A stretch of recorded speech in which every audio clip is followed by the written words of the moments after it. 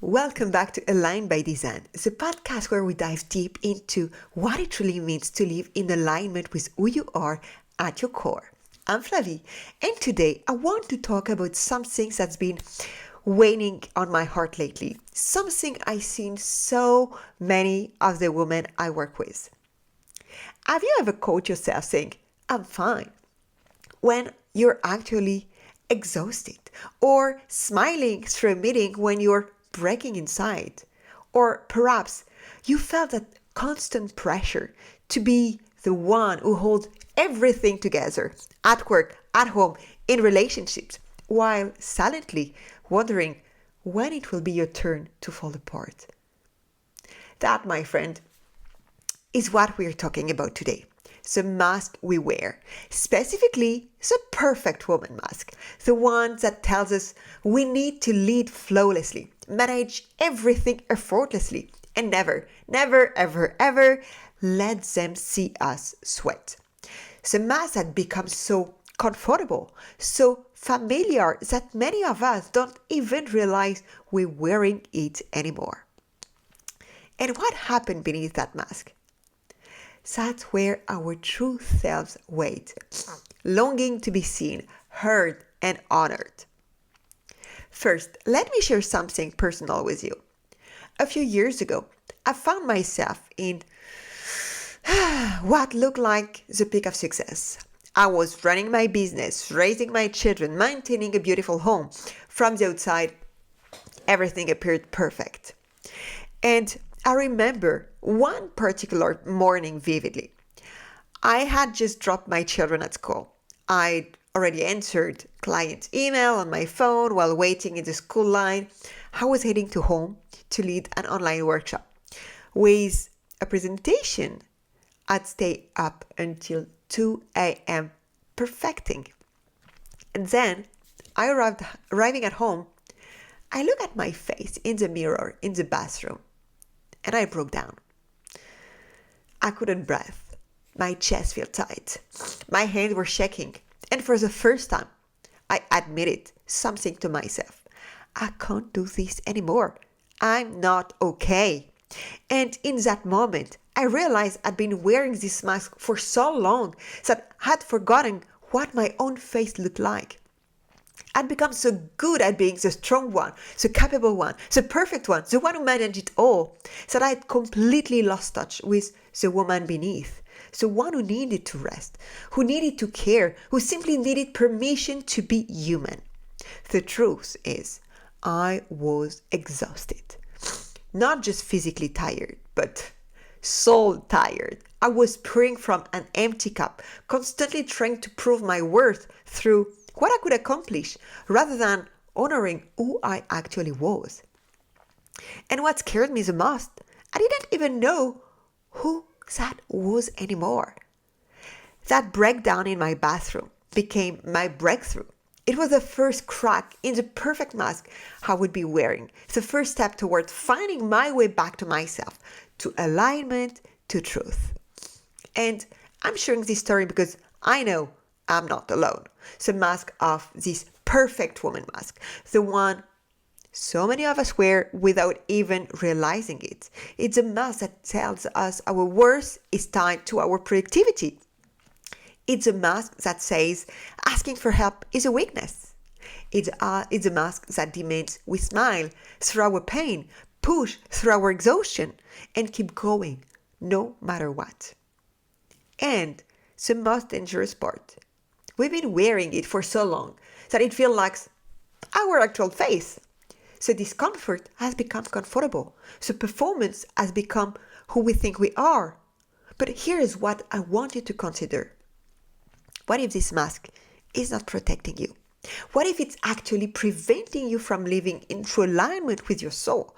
What if beneath that mask lies a woman who you are actually meant to be?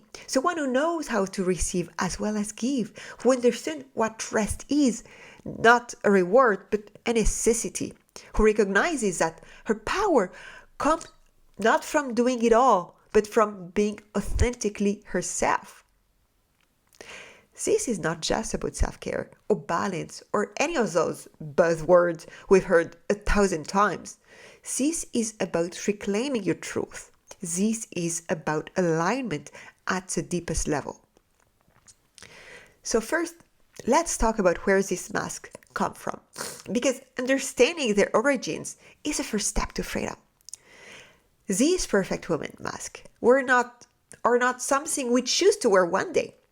They were handed to us piece by piece, years after years, until they feel like our own skin.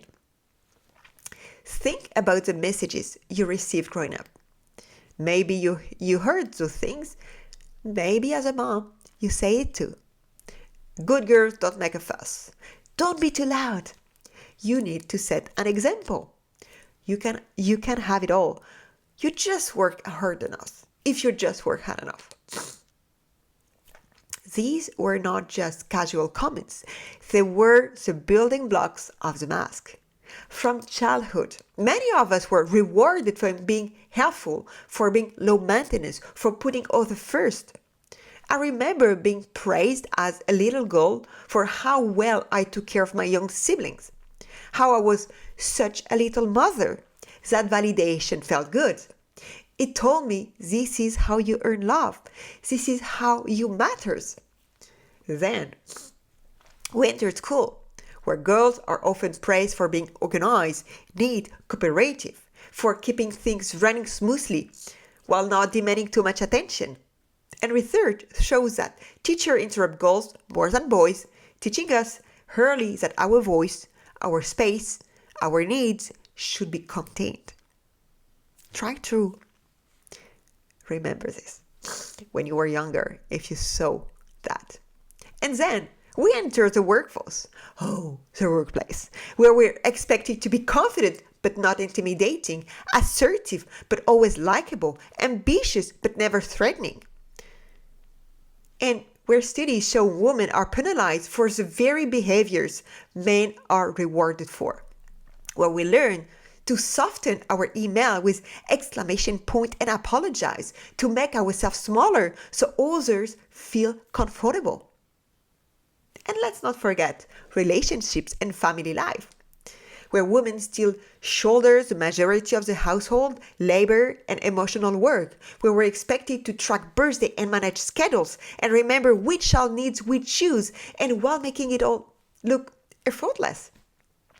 Society has created a narrow path for women to walk, while harsh consequences for straying. Step off the path by setting a boundary? You're difficult. Ask for help? You're incompetent. Show emotion? You're unstable. Prioritize yourself? You're selfish. No wonder the mask feels necessary. It's been our protection in a world that often punishes authentic womanhood. And it's not just society at large. It's also the patterns we've inherited from our mothers, grandmother, and the mother before them. How many of us watch our mother exhaust themselves, taking care of everyone else? How many of us were raised by women who never felt they had permission to put themselves first? I remember watching my own mother, how she would be the last to sit down at dinner, how she would stay up at night doing laundry after a full day of work, how she would say she wasn't hungry so others could have more. I learned by watching. This is what a woman does. This is what love looks like. And these behaviors run deep.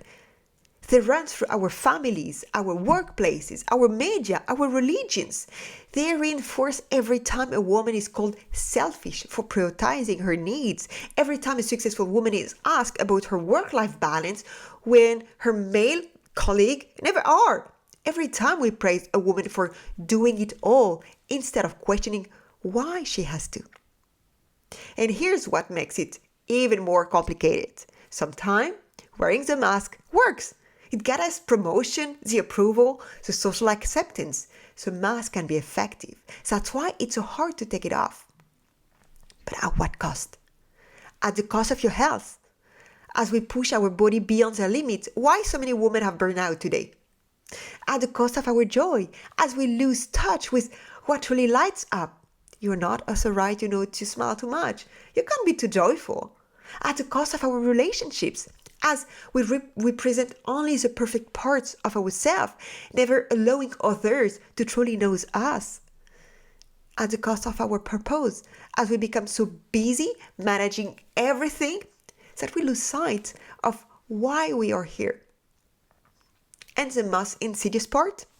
Over time, we forget we're even wearing a mask. The performance becomes so ingrained that we mistake it for our identity. We believe the lies that our worth come from what we do, how we look, what we achieve, rather than from the simple, profound truth of who we are. This is why so many women come to me feeling empty, exhausted, or lost. They've been running on the hamster wheel for so long that they can't imagine another way of being. They've forgotten that the mask is not their face. But here is what I want you to know. Recognizing the mask doesn't mean blaming yourself for wearing it. It was a brilliant survival strategy in a world that often asks too much of women. The mask helped you navigate impossible expectation. It protected you. It got you here. And now, perhaps, it served its purpose. Because once we see the mask, once we understand where it came from and why we needed it, we can begin to ask the most important question of all. Who am I beneath it? Who is the woman waiting to be rediscovered? What does true alignment look like to me? That's the journey we're on together. Not to throw the mask away overnight. That would be terrifying. Who would you be without that mask? When I've been asked that question, my answer was, I feel empty. I don't know who am I. What would I do if I'm not performing, if I'm not holding tight all my family?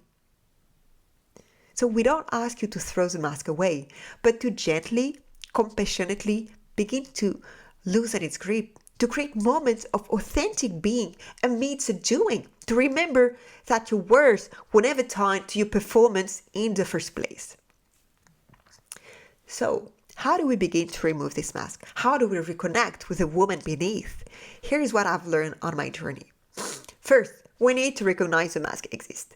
Awareness is always the beginning. Notice when you're performing rather than being. Pay attention to the moment when you feel you have to be on.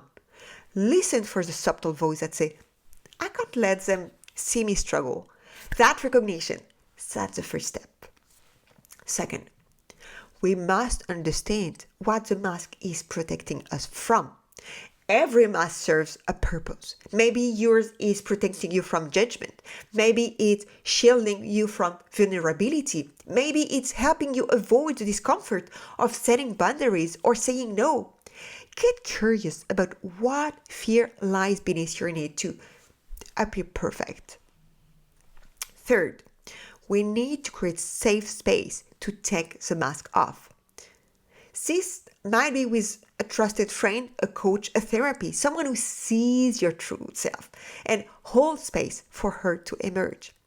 It could also be in solitude, in nature, in meditation, anywhere you feel safe enough to let the mask slip, even if it's just for a moment. 4. We must practice radical self-compassion. The journey of removing the mask can be painful, hard, difficult. You will face the part of yourself you've been hiding, your fears, your need, your humanity. Treat yourself with the same compassion you would offer a dear friend. Remember, you were never meant to be perfect. You were meant to be real. And you are perfect. You are perfectly perfect as you are. And finally, we need to redefine what strength truly looks like. True strength is not about never breaking down. It's about having the courage to be seen in your wholeness, both your power and your vulnerability. It's about setting boundaries that honors your needs. It's about asking for help when you need it. It's about recognizing that your worth is not tied to what you do, but to who you are. So as we wrap up today, I want to leave you with this truth. The world doesn't need more perfect women. The world needs more women who are real, who have reconnected with their truth, who are living in alignment with their souls, who understand that their power comes not from the mask they wear, but from the authenticity they bring. What would be possible for you if you allowed yourself to be seen fully, authentically, without the mask? What dreams might emerge? What boundaries might you set? What joy might you rediscover? So journey back to yourself is not a straight line. There will be moments when the mask feels safer, when the whole behaviors call you back. But each time you choose authenticity over performance, alignment over expectation, truth over perception, you take one step closer to the woman you're truly meant to be. So, I'm going to invite you to take a moment right now. Close your eyes if you can, place a hand on your heart and ask yourself, what mask am I wearing today? What would it feel like to take it off, even for a moment? And listen to what emerges. Trust what you hear.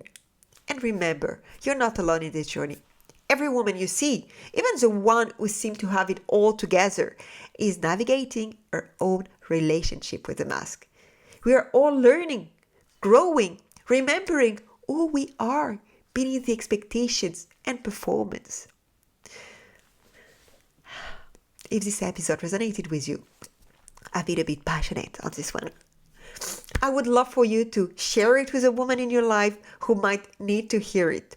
Together, we can create a world where authenticity is valued over perfection, where alignment replaces expectation, and where we all have permission to be gloriously, imperfectly human.